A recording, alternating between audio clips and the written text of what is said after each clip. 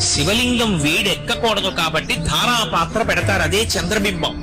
అర్చకుడు వెళ్ళిపోయినా ఎప్పుడు చుక్కా చుక్కా చుక్కా చుక్కా చుక్కా చుక్కా పడుతూ శివలింగం చల్లగా ఉంటుంది. అలా చల్లగా ఉంటే ఊరు చల్లగా ఉంటుంది. అందుకే ధారాపాత్ర లేకుండా శివాలయం ఉండదు. ధారాపాత్రలో నీళ్లు పోసి అర్చకుడు వెళ్ళిపోతాడు.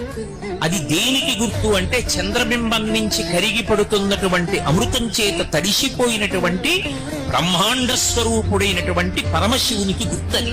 తుఫాన్లు మొదలైన వస్తే ఐశ్వర్యం నిలబడదు, భూమి కంపిస్తే ఐశ్వర్యం నిలబడదు. అందుకని అన్నీ శాంతిగా ఉండుకాక. ఈ చల్లతనం, ఈ శాంతి ఎక్కడి నుంచి వస్తుంది అంటే శివలింగానికి అభిషేకం చేయడం వల్ల వస్తుంది. ఆ శివలింగానికి చేసినటువంటి అభిషేకం వల్ల ఎలా లోకం చల్లబడుతోందన్నది శివలింగం యొక్క చల్లబడడం మీద ఆధారపడి ఉంటుంది. అందుకే శివలింగం వేడెక్కకూడదు. శివలింగం వేడెక్క